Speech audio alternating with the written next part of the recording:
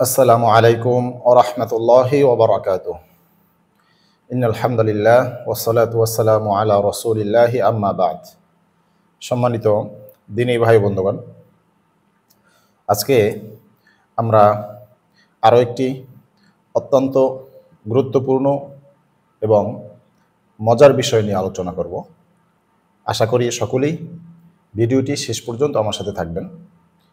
আর আজকে আমাদের আলোচনার বিষয় হচ্ছে যাদের সন্তান মোবাইল আসক্ত হয়ে আছে, বিশেষ করে যাদের বাচ্চাদেরকে মাদ্রাসায় দিয়েছেন, আমরা দিয়েছি, ছেলে হোক মেয়ে হোক, আরও বিশেষ করে যে হেফজখানায় অর্থাৎ হাফিজি মাদ্রাসায় আমাদের যে বাচ্চাগুলো দিয়েছি এবং আমাদের যাদের বাচ্চা আবাসিকভাবে বিভিন্ন মাদ্রাসায় থেকে লেখাপড়া করে, এই বাচ্চারা যখন ছুটিতে বাসায় আসে, সাপ্তাহিক ছুটি হোক অথবা মাসিক অথবা বন্ধের ছুটিতে, পরীক্ষার ছুটিতে যখন বাসায় আসে, বাসায় আসার পরে আমাদের যে হাতের স্মার্টফোনটি আছে, আপনার হোক অথবা ঘরের যারা আরও আছে, সেই স্মার্টফোনটির উপরে অনেক প্রেশার পড়ে যায় যখন আপনার আমার বাচ্চারা মাদ্রাসা থেকে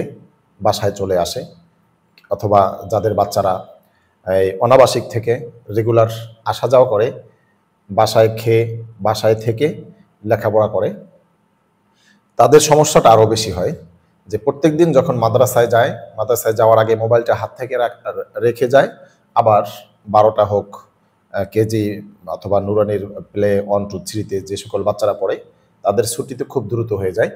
তো সেই সকল বাচ্চারা আবার 12টা 1টা 2টায় যখন বাসায় চলে আসে, এসে আবার সাথে সাথে মোবাইলটা নিয়ে বসে যায়। এই যে একটা সমস্যায় আমরা ভুগতেছি, বিশেষ করে আমাদের মা বোনরা ভুগতেছে, এটার সমাধান আসলে কি? এটার জন্য আমি আপনাদেরকে আজকে একটি বিশেষ তাবিজ বলে দেব। তাবিজ আমি এই জন্য বললাম কারণ আমাদের দেশের মানুষ এতটা তাবিজের প্রতি আগ্রহী। আপনি যদি বলেন যে কোনো এক ব্যক্তিকে যে তুমি এই সূরাটা পড়ে এইভাবে দোয়া করো, সে অতটা আগ্রহী হবে না। আবার যদি বলেন যে তুমি 2 রাকাত নামাজ পড়ে তোমার এই সমস্যার সমাধানটার জন্য আল্লাহ তাআলার দরবারে দোয়া করো, দেখবেন অতটা আগ্রহী হবে না।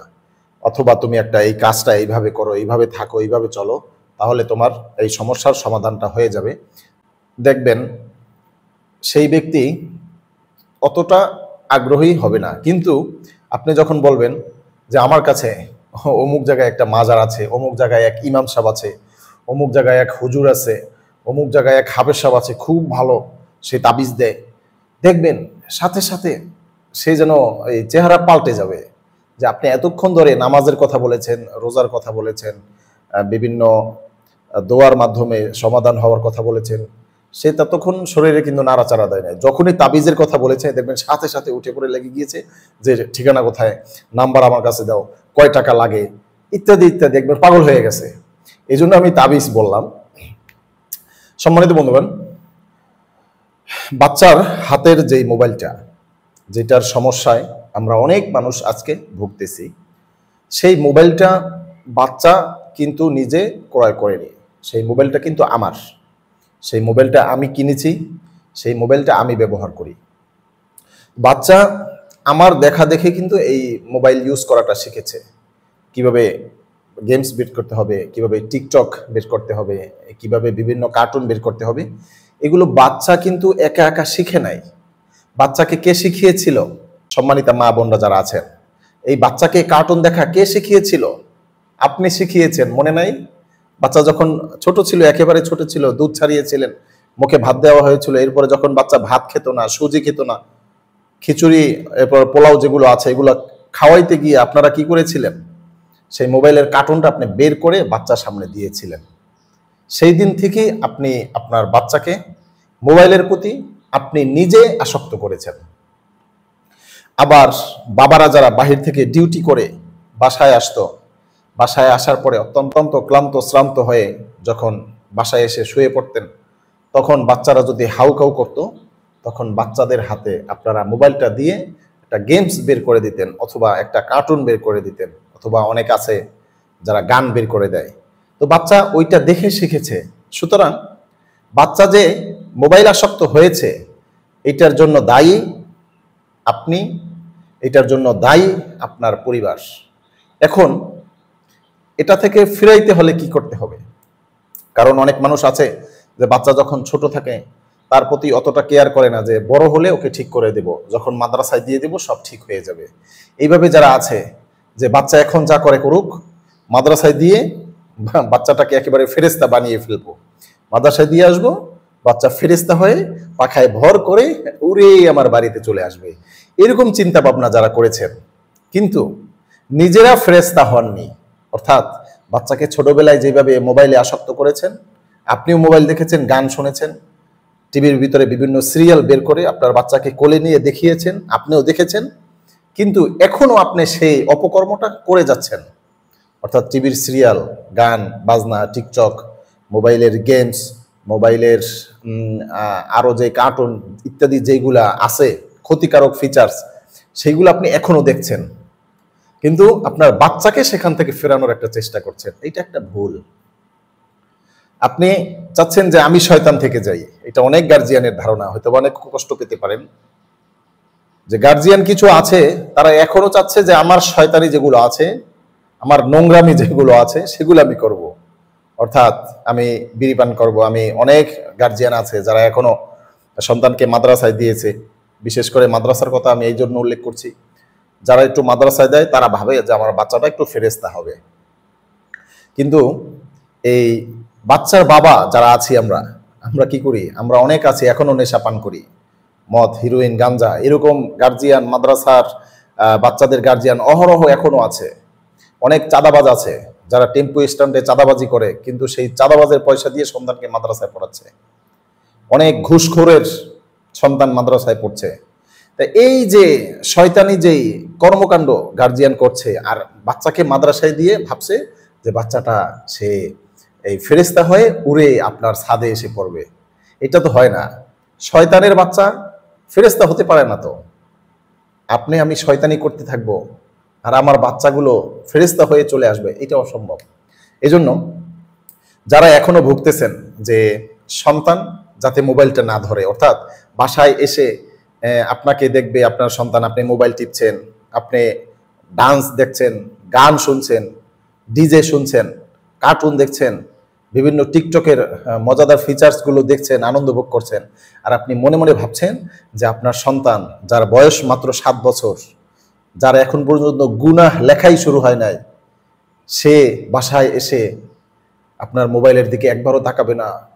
সে বাসায় এসে আপনার আম্মার সেই 70 বছরের পুরানো জায়নামাজ, 80 বছরের পুরানো জোড়া তালি দেওয়া তসবি নিয়ে এসে বসে যাবে, আল্লাহ আল্লাহ করবে, আর আপনি এখানে বসে মোবাইলের গান দেখবেন। হ্যাঁ, আপনার সন্তান আল্লাহ আল্লাহ করে আপনাকে জান্নাতে উড়িয়ে নিয়ে চলে যাবে, এইটা ভাবতেছেন, এটা সম্পূর্ণ একটি বোকামি। সুতরাং সন্তানকে যদি মোবাইল আসক্তি থেকে বাঁচাতে হয়, তাহলে অবশ্যই তাবিজ হচ্ছে আপনাকে আগে মোবাইলের নেশা ছাড়তে হবে। হ্যাঁ, এটাই বাস্তব, এটাই সত্য, এটা চূড়ান্ত সত্য।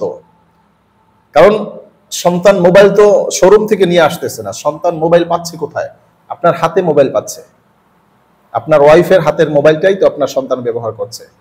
সেজন্য যদি আপনার সন্তানকে মোবাইল আসক্তি থেকে বাঁচাতে চান, তাহলে অবশ্যই আপনাদেরকেও মোবাইল আসক্তি থেকে বাঁচতে হবে। এখন আপনার স্মার্টফোন আছে, আপনি গেমস দেখেন না, আপনি গেমস খেলেন না, আপনি কার্টুন দেখেন না, আপনি বিভিন্ন টিকটক দেখেন না, আপনি নাচ গান এগুলো শোনেন না, তাহলেও অনেক সময় দেখা যায় যে সন্তান এগুলো নিয়ে কি করছে, ওগুলো বের করে দেখছে। অর্থাৎ বাবা সে ভালো ভদ্র, গান শোনে না, টিকটক দেখে না, এরপরে কি ওই কার্টুন দেখে না, কিন্তু সন্তান এগুলো সব দেখে।